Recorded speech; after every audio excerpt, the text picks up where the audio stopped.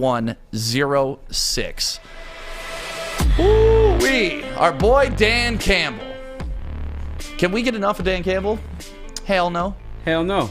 Hell no. I want more Dan Campbell. I want hours of Dan Campbell speaking. But unfortunately, we only get a couple press conferences every morning.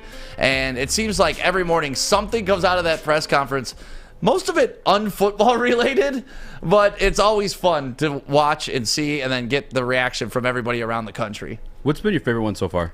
I mean, the kneecaps is so iconic. Like that, to me, that'll always be iconic. But when he was talking about having a pet lion, that was amazing. I mean, his coffee order was hilarious. We posted up the video and got like 1.5 million views on it.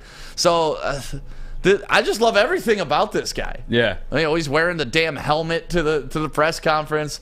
But today, him reenacting what it looked like when he was working at Chicken Shack. Let's see it. It was hilarious. For me, odd jobs, I worked at a chicken shack when I was 16 years old. As a matter of fact, growing up, all my life I'd worked on our cattle ranch. My dad, one summer I was like, Dad, I don't want to do that, man. I'd see if I can go get paid, because I didn't get paid for doing that job. That was like auto. Anyway, so I worked at a chicken shack, and I learned how to clean chicken, and I could do it blind over and over, and I'll never do it again. So I appreciate everybody that does that type of work, because it got old quick. But anyway, that was my odd job. And as a matter of fact, okay, so I did that for a while, and finally one day he let me work the window. I got to work the window. The window was here. This was the top of the window. So I would stick my head through. That was awesome. But I did get paid better, so it was good stuff. Appreciate you guys. Just imagine you're ordering your chicken, you pull up, and all of a sudden big ass Dan Campbell is like peeking through the window like that. You imagine that? I wouldn't trust that chicken. What was like the weirdest odd job that you've had before you got into broadcasting? I've had millions of jobs, man. Everything. Like, my first job was really being an umpire at Commerce Little League. So I did that for like 10, 15 years. Like that, I did that forever. I even cut the lawns and like I chalked the fields before the game and stuff like that. I was a busboy at Mr. Bill's in Walled Lake. I scooped ice cream at a place called Scoops and More. I worked at Subway. I worked at a place called Rocket Eddie's in Kego Harbor. It was like a 50s style diner. I was a cook there. Like, I've done everything, bro. That's so funny. I worked at retail in the mall at Structure before it turned to Express for Men. Like, what was your favorite one? Favorite one? Rocket Eddie's was a lot of fun, and umpiring, man. Honestly, I could quit this job today and go umpire and be happy. Yeah. I love umpiring. Honestly, it's about being happy. Yeah. You know?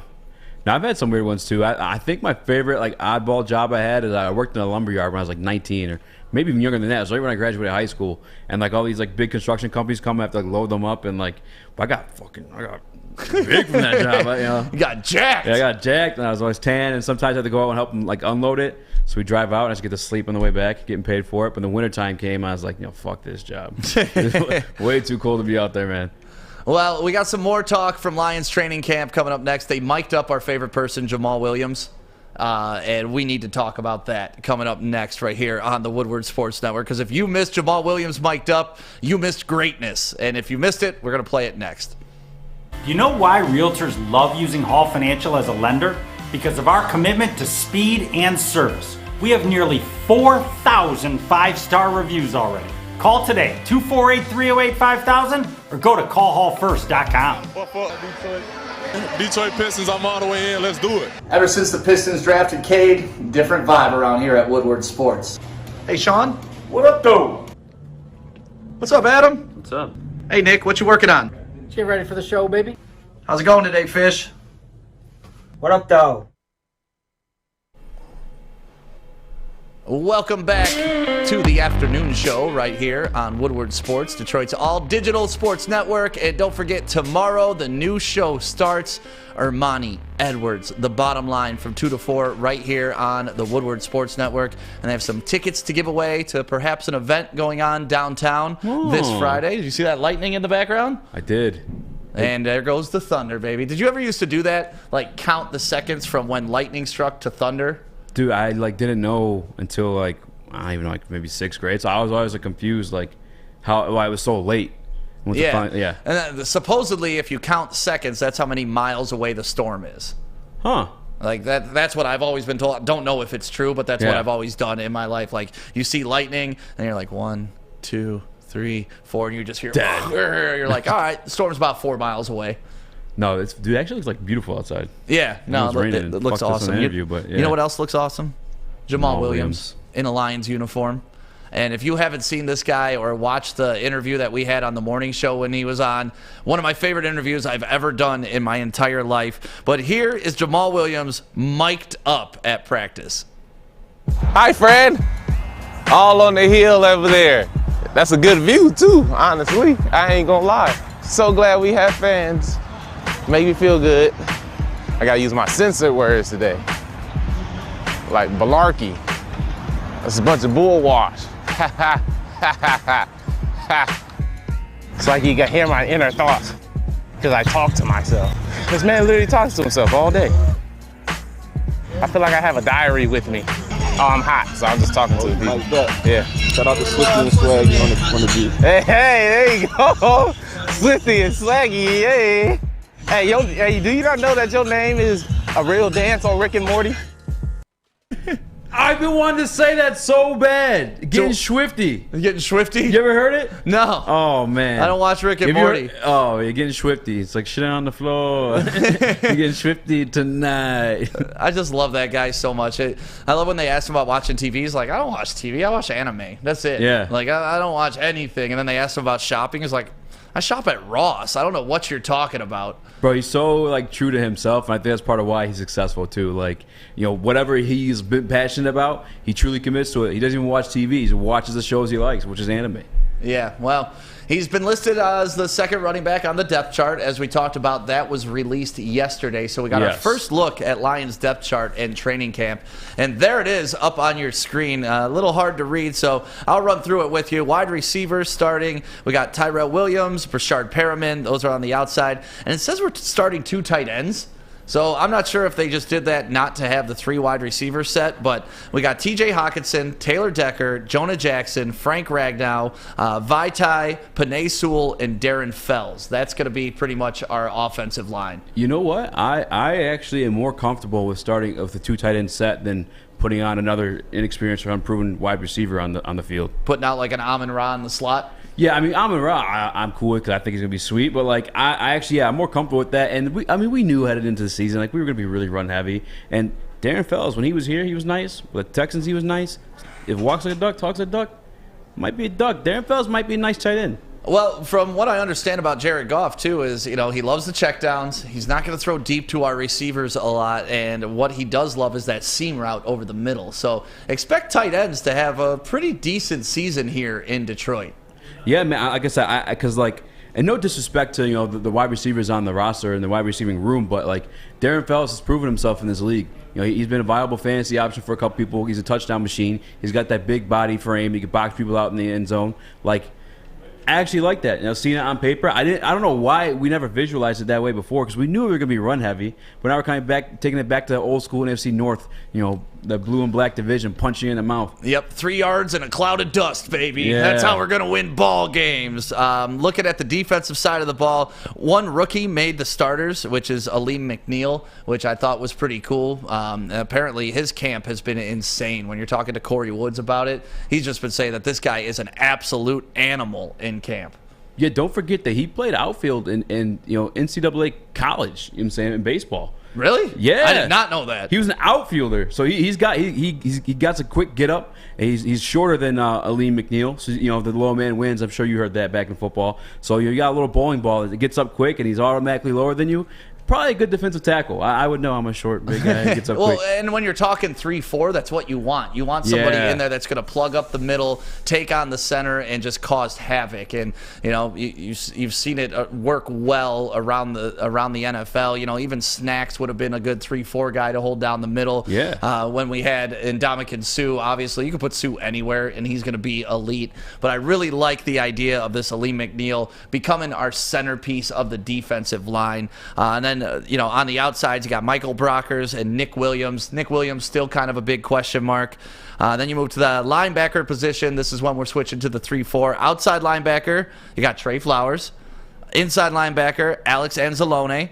Inside linebacker, Jamie Collins. And then Romeo Okwara, who we talked about yesterday, who's going to have 10 sacks first, Flowers or Okwara. The fact that we could even have that conversation shows me that those two are going to put in work together on the outside.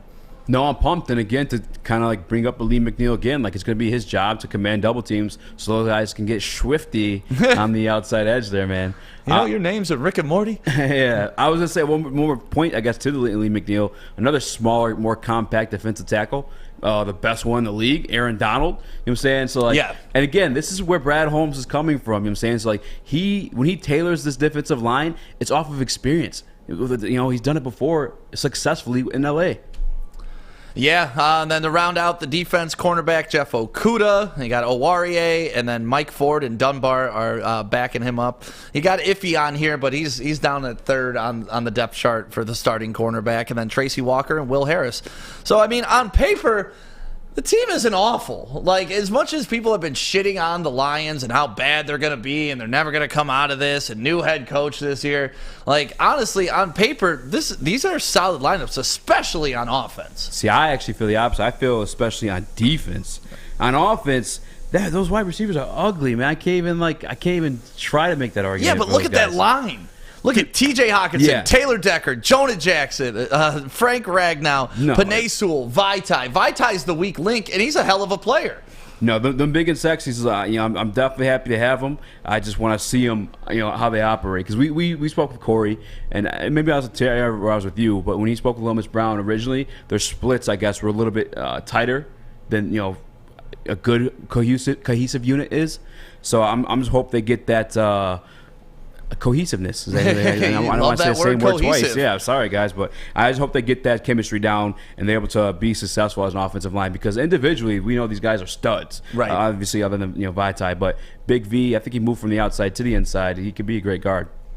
Yeah, well, Lions' first preseason game happens this Friday against the Buffalo Bills. We'll get our first chance to see Jared Goff in action.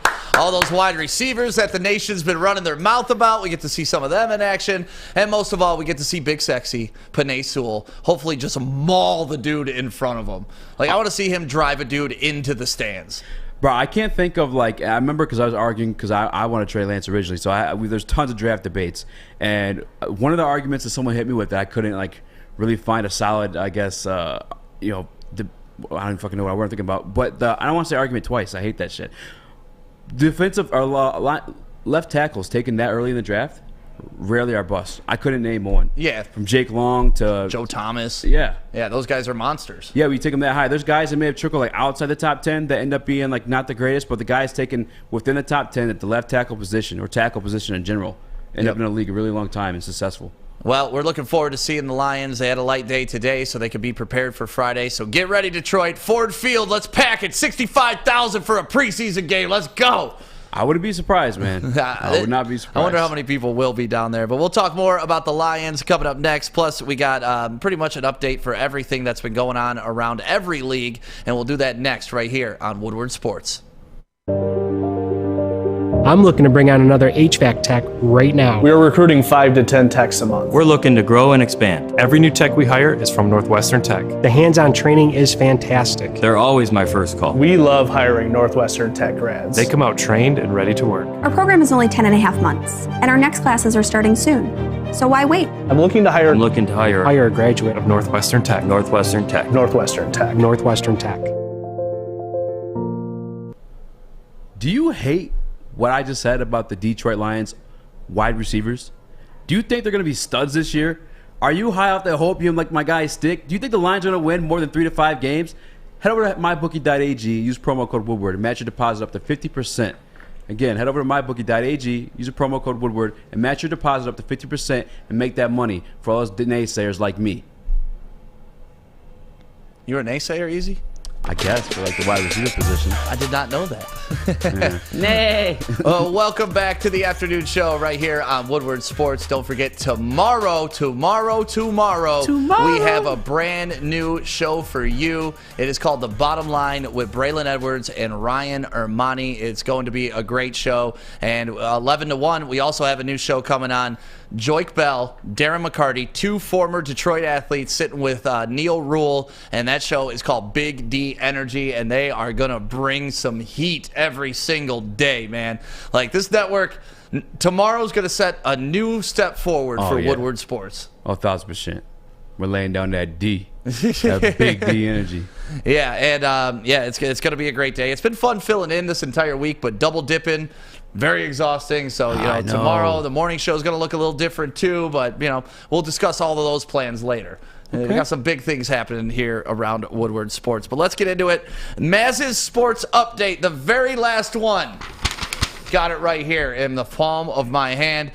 Game 2 of 3 between the Tigers and the Orioles tonight from Camden Yards, as Tariq Skubal is going to take on Matt Harvey. And obviously last night, Casey Mize looked damn good last night. So hopefully Skubal can match that performance and our bullpen can come in and get another victory, because last night the Tigers beat the Orioles by a score of 9-4 thanks to the bullpen backing up Casey Mize, like I just mentioned. And Willie Castro led the way in hitting with 2 hits and 3 RBIs. Akil Baddoo also drove in a run with a triple in the second inning, but the big play for Baddoo was running into the outfielders, and this collision, I'm so glad it wasn't worse than it could have been.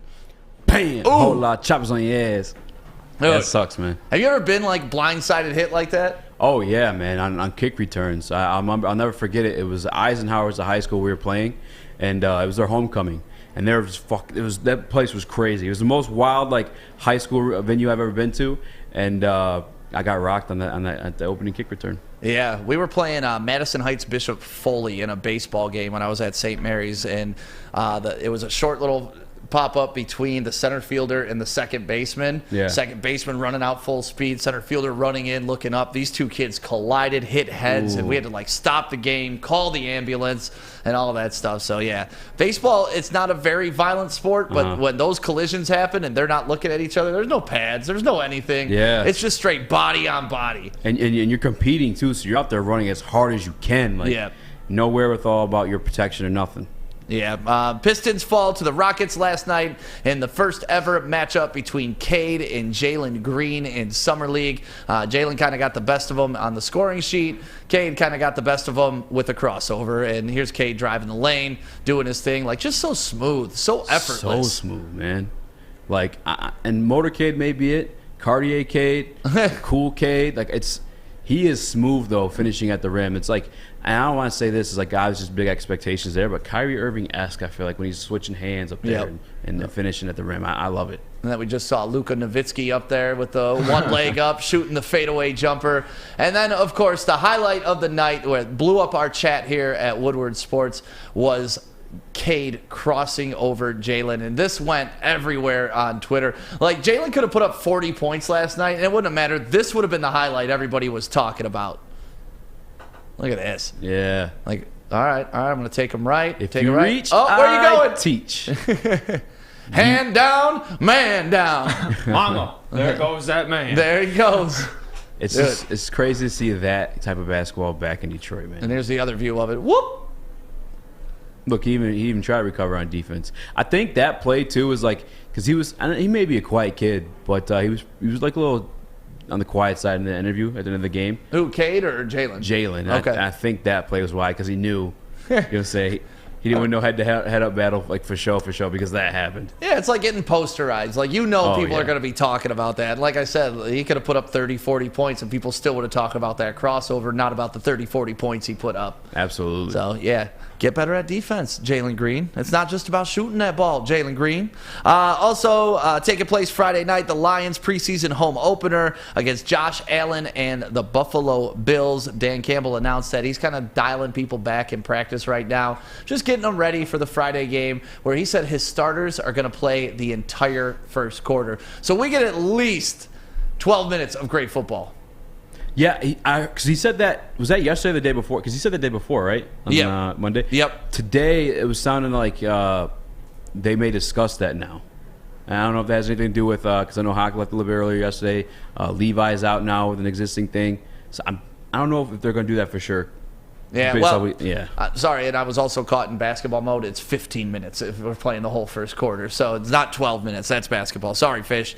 Thank you, sir. Fish was probably over there going nuts, like, it's 15-minute quarters. I wasn't going nuts. I just, know it's 15. Yeah. And, you can correct me at any time when that slip of the tongue like that. This is live, baby. Sometimes your brain is thinking things 10 times faster than your mouth can say them. Okay, I appreciate that. Yeah, I appreciate you, Fish. I will think. Well, I don't like correcting people too much because I argue with too many people. I'm trying to change that habit. So starting today. Yeah, you argue with me all the time, Fish. Wow, that might be a lie. But anyways, I do tend to argue with people that I know a lot. So I might try to change that. So yeah, but when you're right, it's not really arguing. You're just kind of correcting me, like, "Hey, Stick, I think you misspoke." Like, you're not telling me I'm wrong. Yeah, but obviously, I know there's 15 minutes in an NFL quarter. But I always think I'm right, and that's the issue. So I try to. You weren't right yesterday when we were talking about the. And I did admit that. Yep. I did admit that I was right. But I just saw Netflix and said, "All right, it's Netflix. You guys are making a big deal. They're Netflix, right? Big company. They know what they're doing. They're not gonna." Just have a Pacers documentary? Well, I guess they are. Yep. So, do you guys know the details? Was it Netflix that reached out to Jermaine O'Neal, or was it him? I don't know. All I know is it was Jermaine O'Neal's production company that made it. I don't know if Netflix approached him to be a part of the docuseries or that he said, "Hey, I got this idea. What do you guys think?" Well, Jermaine O'Neal should get all the credit because he tricked everyone. Yeah. Well, we'll talk about that coming up in probably about 15, 20 minutes. Hopefully you guys got a chance to watch it. The Malice at the Palace documentary on Netflix last night. You don't think he tricked anyone easy? He tricked Netflix. He sold it to him. Fish, say Netflix. Netflix. Netflix. Yeah, you're saying Netflix. I'm saying Netflix. Netflix. Netflix, same thing. Is it not Netflix? Both Netflix, whatever. What Stick? What is it? The Netflix? It's flicks, like a flick, like a movie flick. FLIX. Well, you learn something new every day. Yep, there you go. Netflix. I'm still calling it Netflix. You can tell Fish watches tons of movies. Yeah. He is not a movie guy. By the way, what's a movie? Right, exactly. In other news, Alabama ranked #1 in preseason coaches poll. Michigan all the way down at 30, which is, I think, good for them because it's not all that unneeded extra pressure that they've had traditionally pretty much throughout all of Jim Harbaugh's tenure here at Michigan. It's like, all right, Harbaugh's there, he's the coach, they're top 5. And it's like, let the guys earn it. And I like that they're down at 30. Matt LaFleur says our favorite guy that I wish wasn't playing this year, Aaron Rodgers, will not play in any preseason games. He hasn't played in preseason since 2018. I've heard around the studio that, NFL superstars get special treatment, and, that just confirms it. Oh, yeah. You talk about Joik, man. You taking shots at Joik? I'm saying I heard around the studio. Joik's my guy. Dude, Joik, honestly, we play softball on Thursday nights. Joik is, like, the greatest teammate that you'll ever have. No, Joik's actually really nice. Like, when we went out to the charity weekend, he paid for everything. Oh, damn. Yeah. Maybe I should have gone to the charity weekend. You should have. Yes. No, but honestly, like, Joik showed up to our championship game, and he was on vacation. He wasn't supposed to be there. He surprised us all. What's up, Fish? Is he doing Thursday night fall baseball for you? Softball? He is. We're doing fall ball, and Thursdays are all double headers starting in 2 weeks. Is Adam doing it? I believe Adam is, yeah. Adam is. But Adam may not because he messed up his shoulder pretty bad this year, and I think he needs a season of rest to get he it back. Also said, I'm not missing Thursday night football, Fish. I'm like, all right, cool. Yeah, there is Thursday night football too, but come on, man, it's live softball. Let's go. You'll make it home by 9 o'clock for the game. The latest we ever play is 9 o'clock, so the most you're ever gonna miss is like a half of football. Well, tell Adam that. Football. Maybe he'll listen. And then Lionel Messi officially signs with Paris Soccer Club, and it was a zoo there yesterday, man. It was literally probably like a mile long of police officers escorting this guy through Paris. When the people came through on the motorcycles and they all hopped off, like that was insane. Yeah. And then in honor of Hard Knocks season premiere last night, which, do you guys watch Hard Knocks at all? I love Hard Knocks. Yeah. I love Hard Knocks. Did you guys watch it last night? I haven't watched it yet, but I'm quite surprised. What's that? I'm going to watch tonight. I have not watched it yet. I have like HBO Max that plays the next day, so I wait till the next day. I'm still fishing for the bootleg version. The bootleg version? Yeah. I liked Hard Knocks. I really watched it when it was the Texans. Yeah. And that was a That's why I fun fell in Hard love, Knocks. too. Yeah, that was a fun Hard Knocks to watch. But this year, it's the Cowboys. And in honor of it, we have a video for you. Set head! Set head! Set head! Set head! Set head! Do it again, my fault. Here we go. I'm not a quarterback. Obviously, you can tell. I love the stomach flex. Every time he said hut, the stomach went up. The stomach went up. The stomach went. Can we play that again? I can watch that like 4,000 times. Set head! Set head! Set head! Set head! Set head! Do it again, my fault. Here we go. I'm not a quarterback. Obviously, you can tell. Yeah, that guy's built like a cartoon character. Like, he looks like a walrus. Yeah, bro, it's insane. Like, you know, like cartoon characters, like the 3D ones are like always oddly shaped with like really big nose or something like that. He's literally built like Carl from freaking Jimmy Neutron or something. I love that. Thank you for finding that video, Alex. Yes. That's amazing. And mustache too. Coming up next, Dennis Schroder. I don't know how I'd be feeling if I was him right now. Like, I've lost like $50 before and couldn't find it and freaked out. I couldn't even imagine losing the amount of money he did. And we will talk about that next, right here on the Woodward Sports Network. Crazy.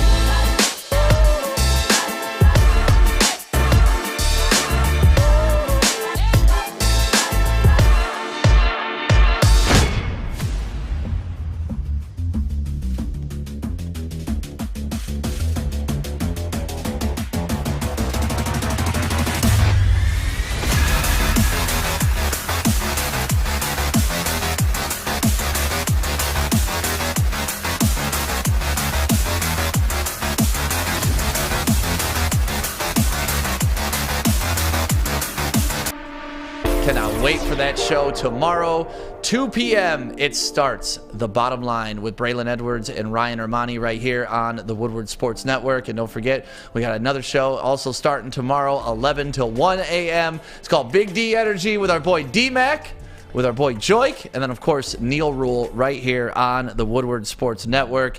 And like I said before the break, I've lost like $20, $50 before, and you're always like, where the did that money go? Where did that? And then when you find it, you're so happy. You find it in like your jacket from last winter or something like that.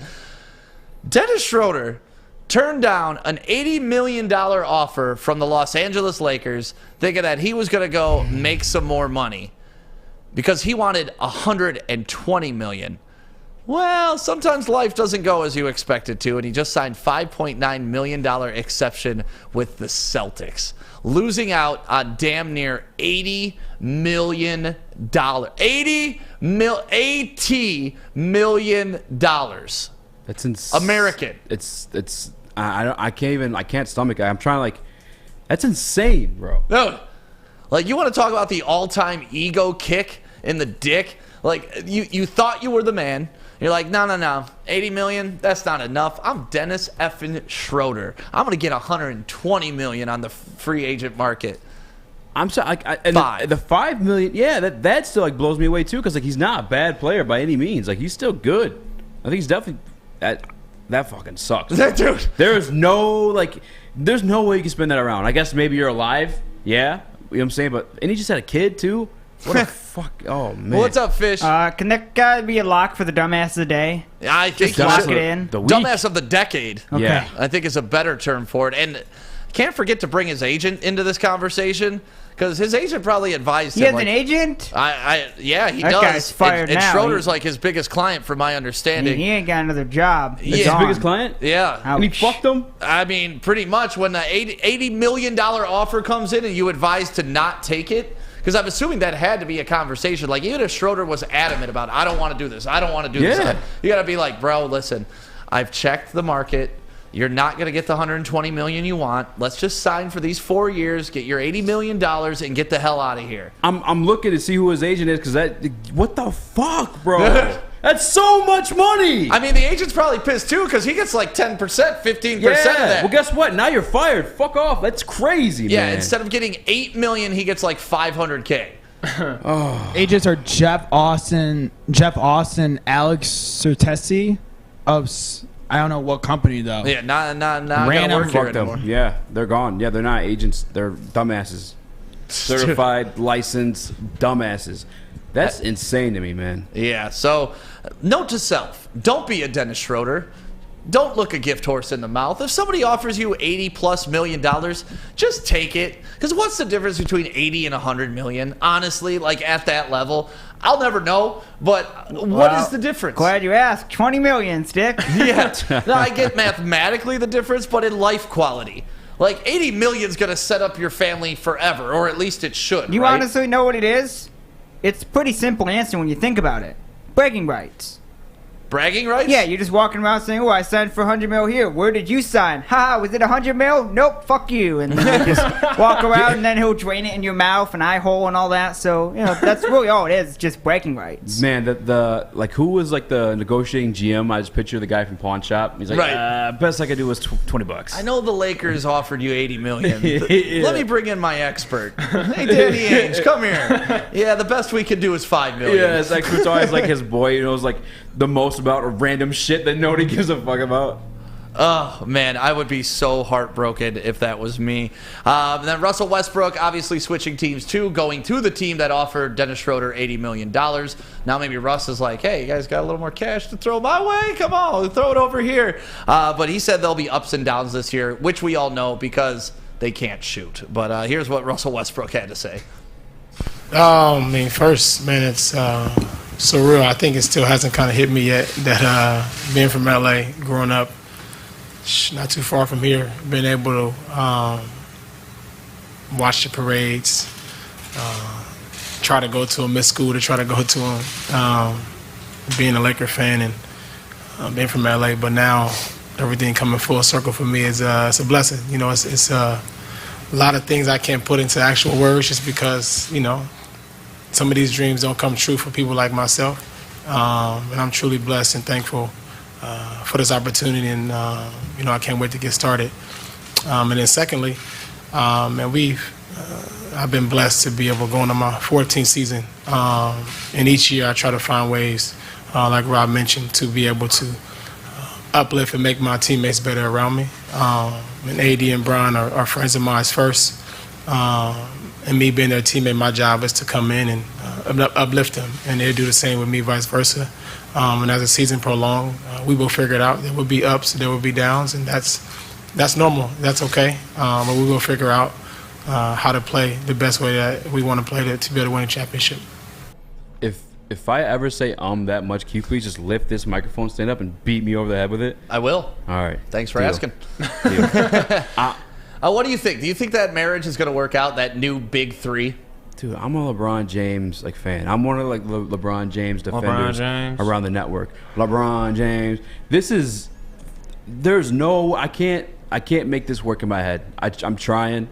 It just makes zero sense to me. The only way I could see this working is if LeBron maybe tries to switch roles into a jump shooter maybe, but even then LeBron's not the greatest jump shooter. Right. For this to work, LeBron's gonna 100% have to take the step back to AD and now Russell Westbrook, who by themselves never really won anything. Russell Westbrook MVPs, individual accolades all day, but Russ couldn't win with KD, and it wasn't when KD was up and coming. KD was the MVP when Russ couldn't win with them. KD was no slouch, no hole when Russ couldn't get it done. Granted, maybe Russ is growing as a player, but I just don't see how this is gonna work, man. I can't. Can you? No, and what really breaks my heart is I love Russell Westbrook, but watching him put on a Laker uniform, it just makes me hate him. There's something about that yellow and purple that I absolutely despise. It could be the phantom foul that we got called on us back in 88, 87. It could be the rivalry we had when we were competing against them with the Bad Boys era. Could be the fact that we dismantled the Lakers franchise in 2004, but I just don't like the Lakers, and I don't like LeBron. Yeah. So when one of my favorite players goes there and it's just like, all right, you're a Laker now. Yeah. I'm done with you. And I still respect Russ's game. I still think he's a great point guard. But I'm not rooting for him anymore. On any capacity. When he was with Washington, I was rooting for him every single game to ball out. Now it's just get the hell out of here if you want to be a Laker. To me, it's just, and plus you're joining LeBron. You're just proving that you don't have James. Yeah, you're making me look bad because I have arguments saying that you're the man, bro. I'm in the same situation with LeBron. You're making me look bad. Yeah, they're both making us look bad. You're not going to win again now, man. To steal a line from our boy Andy Isaac, fuck the Lakers. Go ahead. So here's my thing on the Lakers. They're so old. Yes. And my problem is last year I told my friends the Lakers will not make the finals. Everyone's like, what are you saying? Why are you saying that? Why are you hating on LeBron? They're going to have injuries all year. It's going to be a big problem because all the players on the roster, none of them can stay healthy.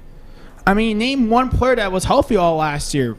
I mean, Horton, Monk. I mean, you really can't name a player, and that's the problem with the Lakers. I see them as a first-round, second-round exit immediately out of the playoffs. Right. I can't see them making it that far past the second round. If they make the conference finals, congrats to them. That's an accomplishment.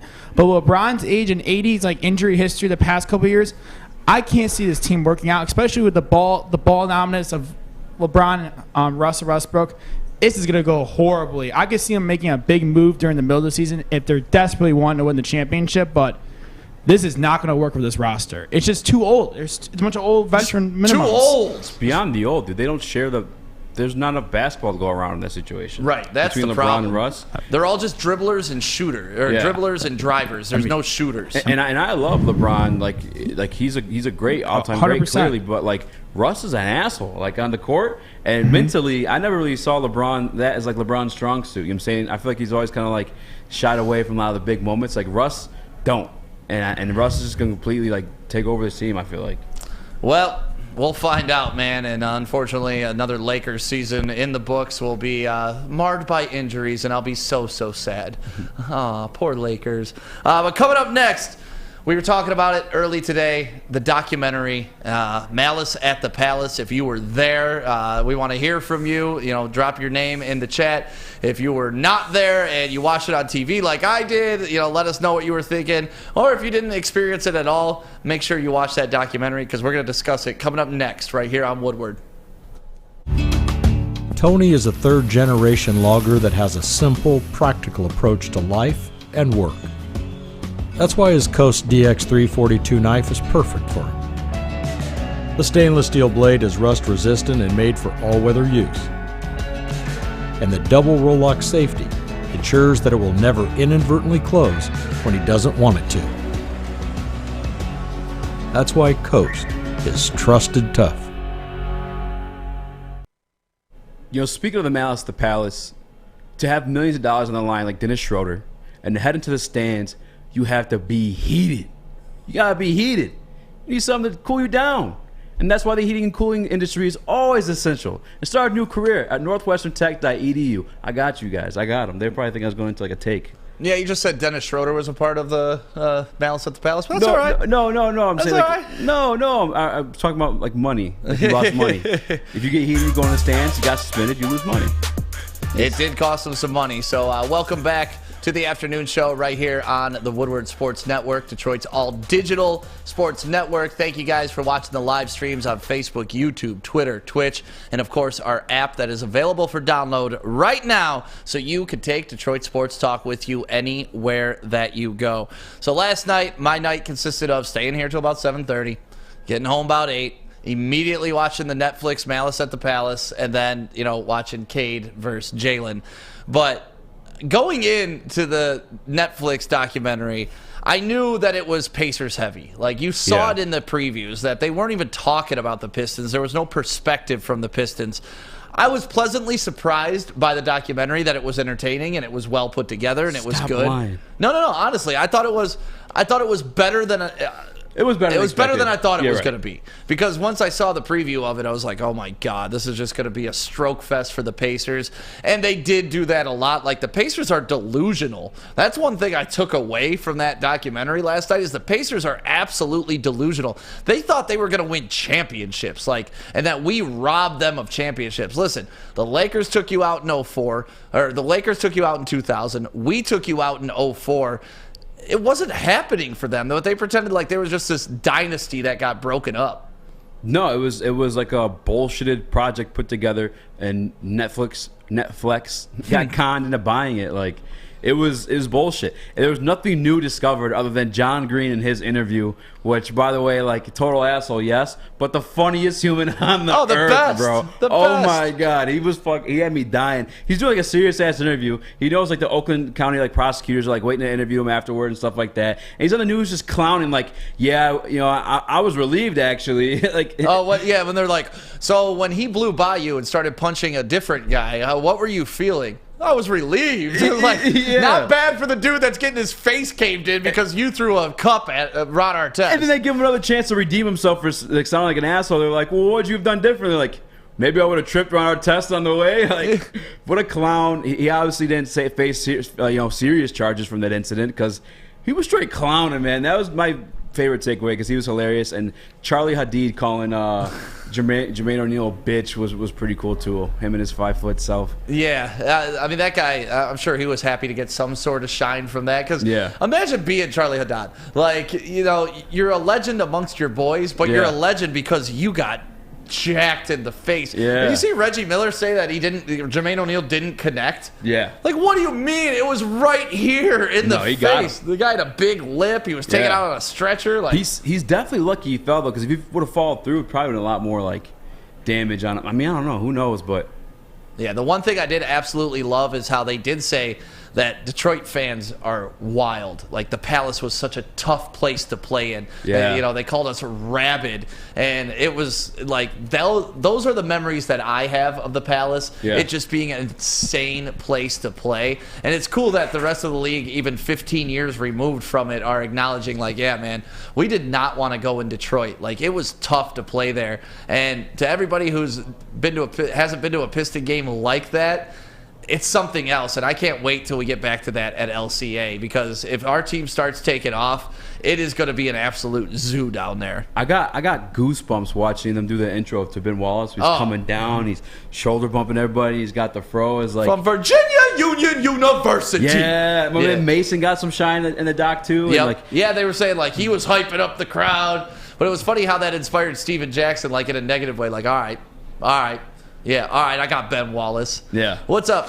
I remember growing up and going to those Pistons games, and I remember when Boston, it was towards the end of the Going to Work Pistons when they played Boston. Mm-hmm. I remember when Rasheed and Ben, they would get in with Paul Pierce. Yep. They would get in Fat with KG. Walker. Oh, my God. Those are the amazing days. But when I asked you guys, like, where were you guys when that moment happened? Because I was young. I was only 5 years old when that happened. And I would watch the YouTube videos over and over again about the reactions. But where were you guys? Like, what was your reaction to that day?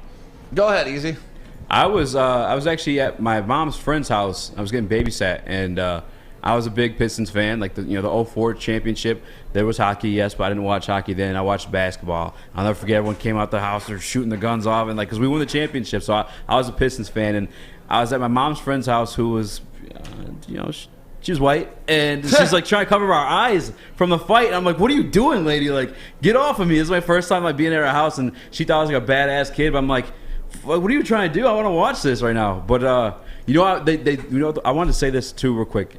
David Wallace, Wallace's brother, beat the fuck out of one of those guys. I don't know which pacer I think it was Tinsley. Tinsley got his ass whooped. Got fucking washed. And they didn't talk about that at all too. So it's like, fuck this documentary. Don't waste your time. If you want the stories, head over to All the Smoke on YouTube with Steven Jackson and Matt Barnes, their podcast. They say the same stories, man. Yeah. I had a house in Royal Oak that I was renting. It was like at 12 Mile in Campbell. And it was me and my buddy Jake. We were living together. And, I'm a sports fan. I've always been a sports fan. So I didn't miss a Pistons game. And I'm the type of guy, we talked about this earlier on the morning show, like, if I go to a game, I'm not leaving until it's over. And if I'm watching a game, I usually don't stop watching until the very end buzzer because I don't like to miss big moments. And, I think we were getting up, like we were starting to turn on Madden, and, like that was going to be the rest of our night, play a couple games of Madden. And then just all hell broke loose. And me and Jake are in the living room, jumping up and down, yelling at the TV, like taunting them from our living room, like we were a part of the melee and all that stuff. But I will never forget, I was 24 years old. So, like, I have a vivid memory of where I was when that happened. And it was a fun night. And, one of the biggest things I also took away is, like, Steven Jackson was puffing his chest out, so proud. I was there to back up my homies. Those fans are trash, blah, blah, blah. But, dude, if you have that mentality, then you have to understand the Detroit fan mentality, too. If you punch one of us, you're punching all of us, so you're going to get it from all of us. And the fact that these guys still like, I did it for my teammate, but don't understand that we did it for our city mates. Like, that's how it is here in Detroit. It's Detroit versus everybody. You swing on me, you're swinging on Easy, essentially. So I expect Easy to jump in this fight, too. Hell yeah. Yeah, that was one of the most crazy moments. I remember watching YouTube as a kid, like, let me see this, like, going to work history, and I was like, holy shit, this was crazy. And you know, also I remember in the documentary when they had the guy with the afro, I still remember that guy. When I was at Pistons game, he would go around with a big sign saying, let's go, let's go. Yep. I still remember that guy, and he was in them too, I heard. Yeah, the Pistons hype crowd was definitely the Palace did a great job. Unbelievable. I mean, those intros were great, and then when that Ben Wallace up on the big screen took the sledgehammer, then boom, the pyro would go off. I would always watch the opposing benches, and you'd always see someone go like this, like they'd always flinch at that loud ass bang. Damn, man. But that would wake up the crowd, and it was go time, man. Yeah, John Green, David Wallace beating the living shit out of Tinsley. Yep. And Charlie Hadid, when he walked on the court, he definitely had male intentions. As soon as he saw that 6'6", however tall Ron Artest is, he was like, froze up, and then got stuck. I was like, oh, man. You came in with all that heat, and then you were like... Yeah, Isaac brought up a great point this morning as well when we were talking about this, is that one thing that I learned as well as him, that Tinsley is kind of responsible for all of this. Did you guys pick up on that? Hey, and karma gave it to him in the form of David Wallace. David Wallace came in. He beat the shit out of him, man. Yeah, I'm telling you. But Tinsley is the one who went up to Ron Artest with limited time left in the game and said, hey, you can use that foul now. Yeah. Go get your foul. And Ron Artest is, he's stupid, essentially. Like, he's just, I got a foul to give. I'll go give foul. Me give foul. Now, I hit Ben back of head. Yeah. And that's what happened. Why are you mad? Right. And then another thing, the hypocrisy with Ron Artest saying, when Ben Wallace did that to me, my therapist taught me to stay calm. She taught me to just take 5 and lay down and think about it. Okay, fine. I'll give you that. You did that. When a cup hits you, though, why don't you take that same 5 seconds? Why don't you take that same therapist's advice that you were taking to taunt Ben Wallace and just take your 5 and realize going into the stands isn't going to be worth it? Yeah, screw that documentary. If you guys want a way better version of it, head over to All the Smoke podcast. Rip Hamilton was on it. Oh God! And he got to give his take because I guess him and Steven actually they squared up. It's way better because you have the two sides of it. Right. And if you guys are leaving out, make sure you hit that fucking like button real quick. Yeah, Steven Jackson's I like Steven Jackson afterwards. He does so much work in Flint. He does a lot of charity work around here in the Metro Detroit area. And Ron Artest and John Green became friends after that, right? Yeah, John Green's the man. I mean, I can't be any more clear. I got a great story with Steven Jackson. So I was a little kid. I went to the Pistons camps they have, the Palace. I used to play on the court. And one year they brought Steven Jackson, and he was there. And I got to take a picture. He signed my basketball shoes when I was at camp, my Jordans. And I still have them hanged up in my room. I still remember meeting him, everything. Was that before or after the? It was after. Oh, it was yeah, after. way after. I think it was a part of their charity work that they had to do because I didn't know him until years before. And then I was actually supposed to go to the game, and I got to know the coaches very well. They're like, they knew I was going to go to the game that night. He's like, you're going to see Steven again. And it was on Martin Luther King. All of a sudden, this bad storm comes, and my mom was like, we're not going. I was like, are you kidding me? I'm about to see Steven Jackson again. And then years later, I saw that documentary. I'm like, I remember that guy now from the Pistons training camp. Yeah. Yeah, overall, I thought it was a decent documentary. It wasn't as slanted as I thought it would be, but yeah, it definitely didn't give the perspective from the Detroit side. And I don't think they interviewed enough fans either, either way, it was fun to reminisce. At the end, it was very sad to see the Palace getting demolished, and that's kind of how they ended it. And I think that was Jermaine O'Neal's to the city of Detroit. Move, yeah. Ultimate dick move. Don't give them the credibility. Fuck that. Netflix already paid for it. It doesn't matter. That's true. But yeah, Jermaine O'Neal produced it. It was his production company, so obviously there's a slant to it. And to me, the biggest slant and the biggest misconception is that the Pacers were ever a dynasty. They weren't. They've never won anything. They never will win anything. At one point, it said that Jermaine was going to be the best player in the league, and I was like, come on, bro. Jermaine O'Neal was damn good, but best player in the league. No.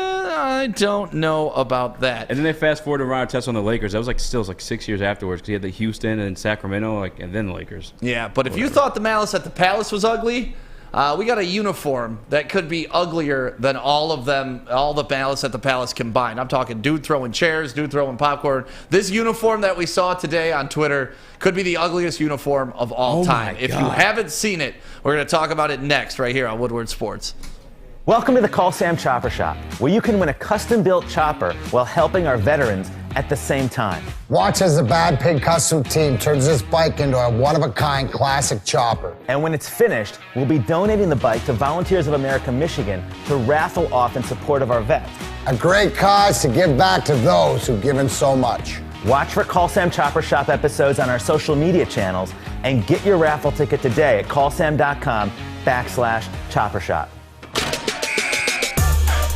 Welcome back to the afternoon show live on the Woodward Sports Network, broadcasting to all of our platforms, Facebook, YouTube, Twitter, Twitch, and of course we have our app that is available for you to download right now. Get it in your phone. Just go to your app store, whether it's Android or Apple, and search Woodward Sports Network or WSN Live and download it today. So this came across my timeline, and I ran around the office showing it to everybody, because this could be the ugliest college football uniform I've ever seen. Now, let me preface this by saying they're not actually going to wear these. Okay. This was, somebody made these, put them out there, and then it got picked up like they were actually going to wear them. And so many people with the verified check mark started tweeting it out and making it seem like a real thing. But it's not. It's really not happening. And thank goodness, because I swear to God, if Nebraska stepped on the field wearing these uniforms, I would have died laughing. Overalls on the uniform. Why don't you like them? It is Nebraska. Man, you like a motherfucking nut. So it was supposed to be in honor of Lil Red, their mascot. You could kind of see the homage to him in the background. But yeah, this has been blowing up on the internet. And my God, could you imagine playing the Farmers like that? I would wear them. You would rock those unis? Wear that? Hell yeah, I'd rock. I mean, I'm not a Nebraska fan, but if I was, I'd easily wear them. What? Will you wear some overalls in at some point, Fish? Well, I won't wear overalls, but I'll wear that shirt. You wear overall design shirt? I wear an overall design shirt, yeah. Why? So if you're watching right now in the chat, let us know what you think of that. I was just going to say, I'm excited to see the YouTube comments because they always bring that heat. Yeah, look at that uniform, man. I mean, it doesn't look terrible. Yes, it awful, does. Fish. What do you mean it doesn't look terrible? It looks like that dude should be milking cows, not playing football. It looks like kind of like the Oompa Loompas. How they wore their little overall thing. Like, Oompa, that's... Oh. And imagine if they did that like a denim color too. Like it would just look so bootleg and nasty. And at first, because I didn't know if it was real or not. When Jeff showed it to me, I was like, there can't be that many farmers in Nebraska, bro. Well, their nickname is the Corn Huskers, so they're literally corn farmers. I was like, I've never been to Nebraska. I can't imagine it's like that. Like that's all it is. Fucking crazy. That's all it is. Yeah. Yeah, just blonde chicks and open fields. That's all that's in Nebraska. That's awful, man. So those are ugly. That is horrible. I love that. So we wanted to go through some other ugly jerseys in college football, and I was able to find a couple of them that I think are ugly. You guys, if you think these are okay, that's fine. There's a couple in there that at first I was like, no. But let's look at all of these, Alex. Which one you got up first? So these are Yukons, and the jersey's not so bad, but look at the helmet. I see. It's a half Can I just dog. say I love that? You love that? I like that. That's the nose. You like that stupid half dog on the helmet? It's I like it. yeah, It's kind of nice. cool. Alex, can you zoom in on the helmet, please? Zoom in. Yeah, mess. Zoom in. An homage of Maz. Is that supposed to be the nostrils of the dog? Like those two No, those are the eyes Yeah, of the those dog. are the eyes. Well, then it's stupid. Yeah. It doesn't look like eyes. Well, it does if you zoom in. Oh, okay. Yeah, When eyes. you zoom in. Yeah. Yeah, and so Yukon is the nose? That Right. ain't, I mean, you zoom in, it ain't that bad, but the fact that you couldn't tell from... You're telling me they couldn't do a better rendition of the Yukon mascot for that? Well, that's their logo. I just don't know what else they would do. A full damn logo, so it doesn't just look like weird eyes coming out of the top of a helmet. Yeah, it looked like, I thought it was nostrils. When you just described it being a dog, I was like, is it the nose? Like, And that's, you know when something's a bad design when you have to question what it is. That's true. Like it should be as simple as day. It should be just like reading letters. It's like when your daughter or son come like, I drew this for you. Like, oh, it's a nice. put it up on the fridge. Thank you. Nice blob you got. All right, who we got next, Alex?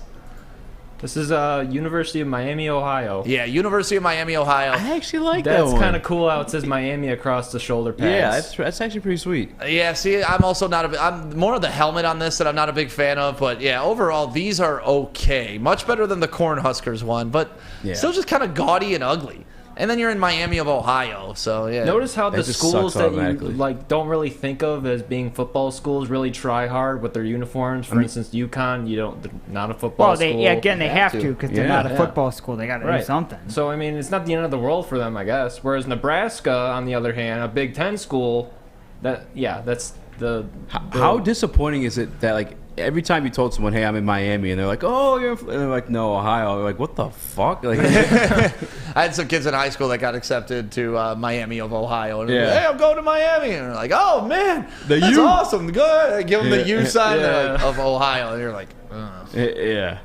Anything in Ohio, I'm against, except Cedar Point. Thank you, Cedar Point, for all of your fond memories that you've given me. And that's the one thing I don't like about Ohio, Cedar Point. So we're. Why do you not like Cedar Point, Fish? I'm not a rides person. Never have been. Never will be. I'm not a rides Just person not either. my I like to thing. go smoke weed on the beach there, and then I like to ride the why do you gondola like Cedar? and holler at people. Well, that's Cedar Point. so you do like rides then. I just picture like a young stick just drunk yelling at people. Oh my god, that's all we used to do was try to run game on girls at Cedar Point. I can see it on your shirt from here. Yeah, you're in the gondola. Hey, you're going to Pink. Stay there. I'll be there in 5 minutes. So that means you like rides then. I mean, the gondola isn't really a ride. It's a mode of transportation. It's like saying I like cars. I get sick on roller coasters. Is it? How's the thing designed? That's a crazy name. Is it at least like space looking or like? No, dude. It's a big basket that goes all the way across the thing. Did a and like 4-year-old slow name as that? hell. What Yeah. the fuck? Yeah. No, you've never heard of a gondola? No. All right. Well, look it up. Easy.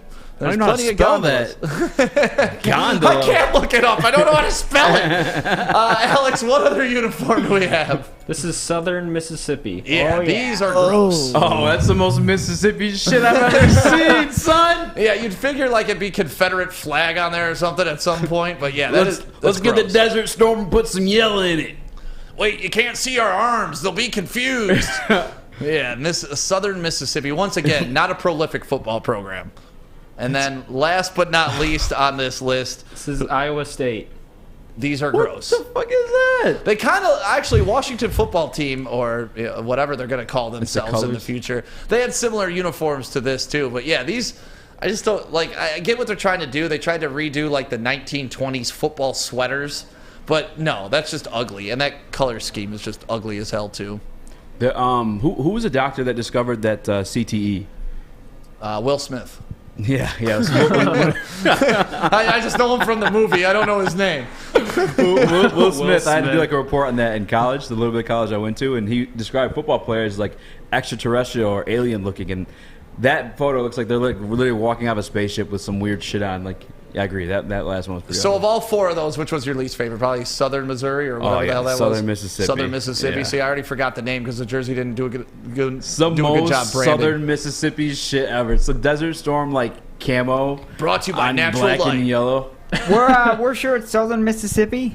That's what it says right there. I'm waiting for Fish to say he'd wear that Southern with his red Miss. overalls. Southern Miss. Yeah, and for one last time, for a laugh for everybody, can we please throw up the Nebraska what could have been, won't be, but what could have been. And if they took the field like that, how hard would you be laughing?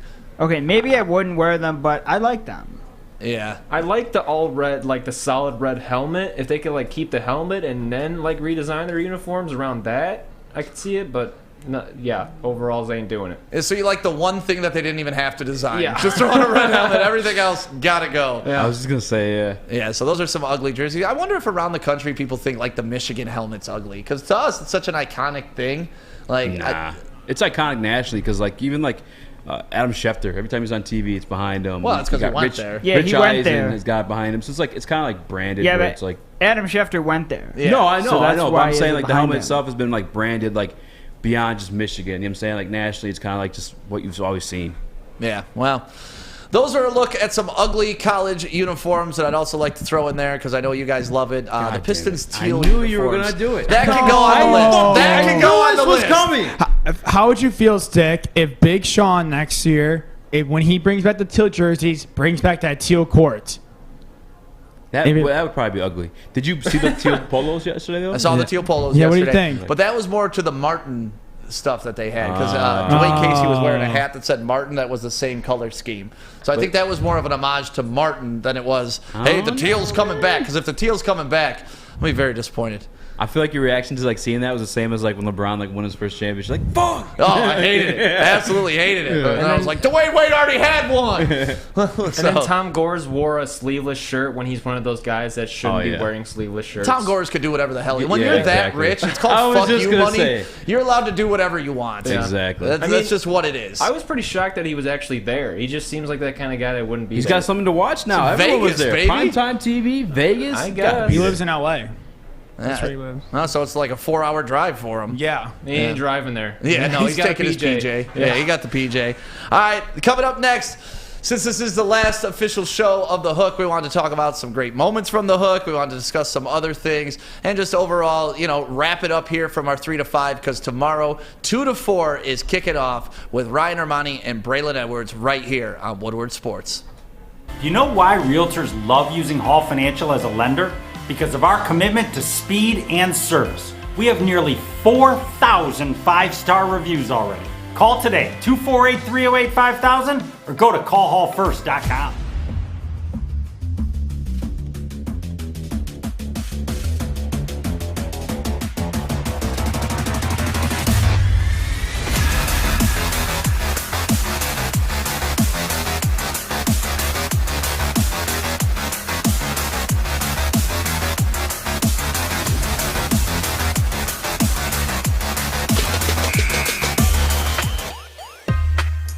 That new show is starting tomorrow. Ryan Armani was in here today getting the feel for it, making sure he was comfortable on stage and all those things. Braylon Edwards has already been on the network a couple times, absolutely crushing it, and we cannot wait to give you the new lineup here at Woodward Sports starting tomorrow. 11 to 1, Big D Energy with D-Mac, Joik, and of course Neil Rule, and then the new show that we just promoted right there. It's going to be a lot of fun. It's called The Bottom Line with Ryan Armani and Braylon Edwards.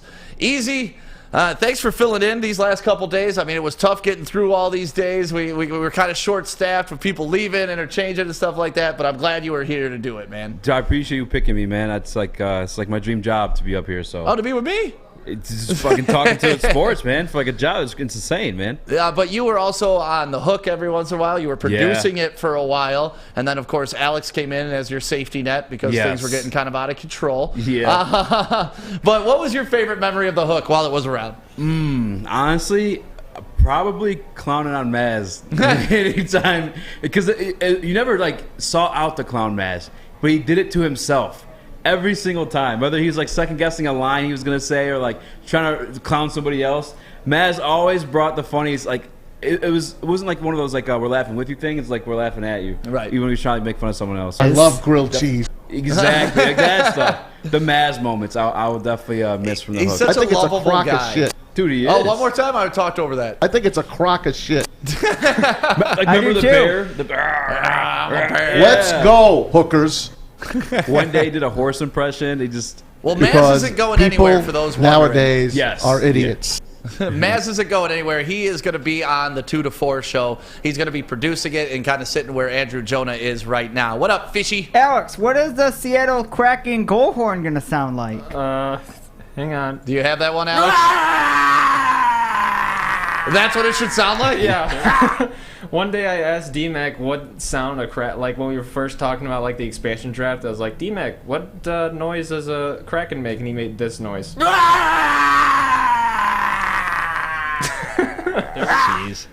I got to say, one of my favorite moments from The Hook is just Darren McCarty giving insight and his reaction to hockey fights. Yeah. Watching Darren break down hockey fights is one of my favorite things in the world because to him it's a science. To me and you, it's like, hey, look at the guys fighting. And to him, it's like, watch his left hand turn slightly as he does a little uppercut jab and he uses this arm. And it's like, he's so in-depth in his analysis of hockey fights. It's great. Yeah, that was one of the things, I had to clip right away. It was when he was speaking on Tom Wilson. Yes. Who better to speak on the etiquette of fighting in hockey than Darren freaking McCarty. You know what I'm saying? So when that whole situation went down, to be able to be their witness at live and even ask questions too, because like I'm not lying to you guys, like I wasn't a big hockey guy before this, and be able to learn it through Darren, like watching him, and then even like be in the booth to ask questions and dig deeper, like.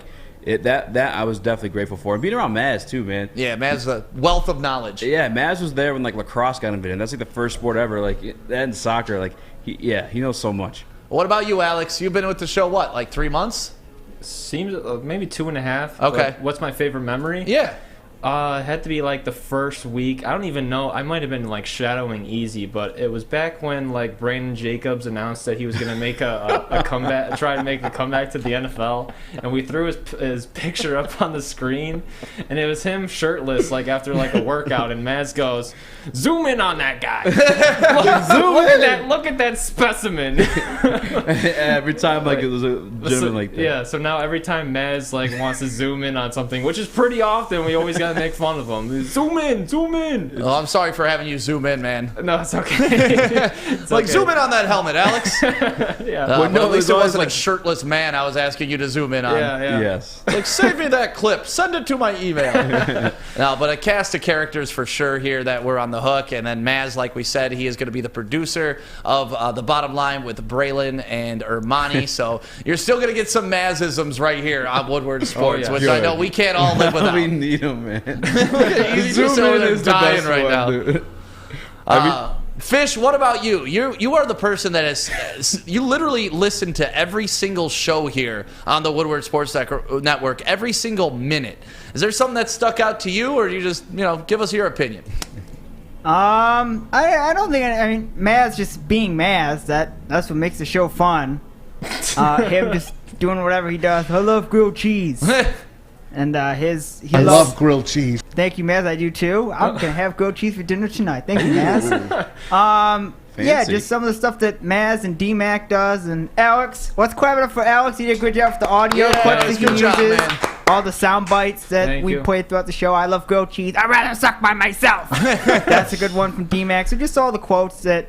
I'd rather suck by myself. Thanks, D-Mac. That he uses. Just great job and makes the show exciting. Well, we got to look forward to the next show. And what are you guys looking forward to out of Ermani and Braylon Edwards? For me, it's like the energy that actually both of them bring. Yeah. Like I was going to say Ermani because like he's one of those guys like you love to see happy. Like I would almost like if I was ever down, I'd probably tune in to an old episode just to be happy again because Ermani always brings it. He's always smiling. He's always laughing.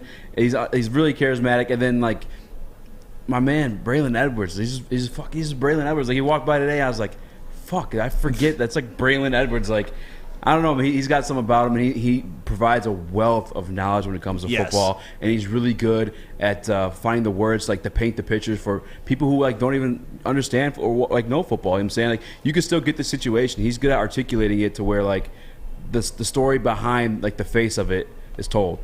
Yeah, the one thing that I was really impressed with Braylon when we first announced this, he tweeted out like, hey, a lot of y'all been asking what I'm going to do. He's like, I wanted to go to a place that I didn't have to filter my opinions because he's worked for some of the big networks around the country.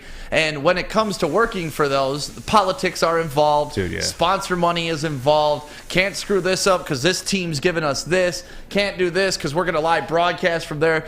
Those rules are off here at Woodward Sports. We want him to take the gloves off and just give his full-blooded, in-your-face opinion. Yeah. And the fact that we can encourage that and get that out of him, I think we're going to see a side of Braylon that nobody's really ever truly seen. We've seen it in clips because he said stuff that, like, University of Michigan got pissed at him for saying, you know? Yeah. But he's honest. If he's not happy with the program, he's not going to sugarcoat it like a lot of people that are like, I'm an alumni, I can't really say anything bad. It's like, no, this is not where we should be. We're Michigan. We hold ourselves to a higher standard. And hopefully, I can't wait for him to unleash at some point, good or bad. I'm not rooting for Michigan to lose just to have Braylon unleash, If they do well, it should be, you guys doubted us. You told me Harbaugh was awful. He wasn't, And I think we're going to get great insight not only into the Michigan locker room, but just the NFL locker room in general. Yeah, and did he play in a Pro Bowl? I don't know for sure or not. I'm not sure. I think he was a Pro Bowler, but I don't know if he played in it. Yeah.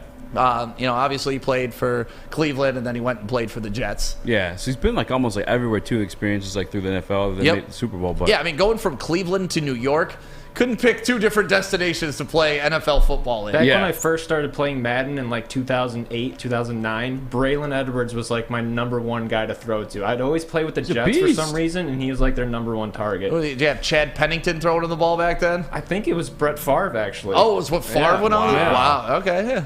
Why would you pick the Jets? I don't know. I just had a fandom for the Jets back then. Yeah. When I first got into football, I liked the Jets and I liked the Broncos. But then I was like, I'm in Michigan. I need to like the Lions. But before we move on, I want to change my favorite memory about the hook.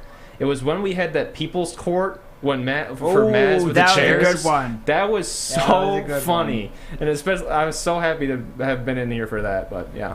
Real quick, 2007, Braylon Edwards, 1,200 yards and 16 touchdowns. Yeah.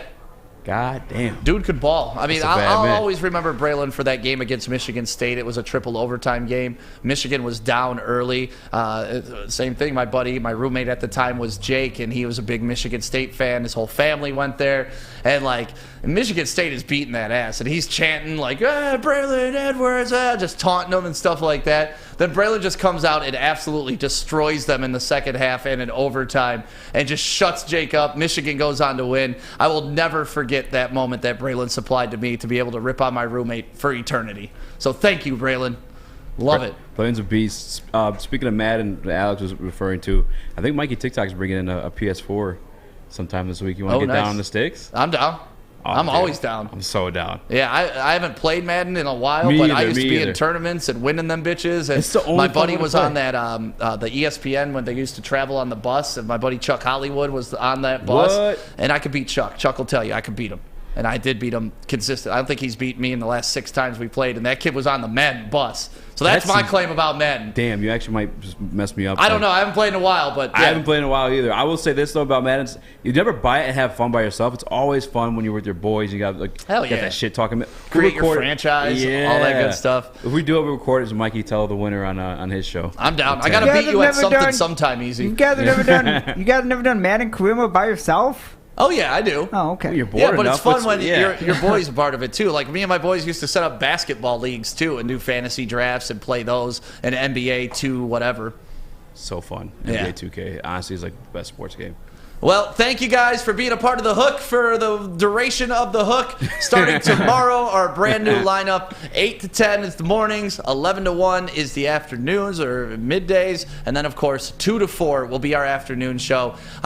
First chance, get a crack at some great tickets tomorrow at 2 p.m. as well. So make sure you're here watching. It's the Woodward Sports Network. We'll talk to you tomorrow.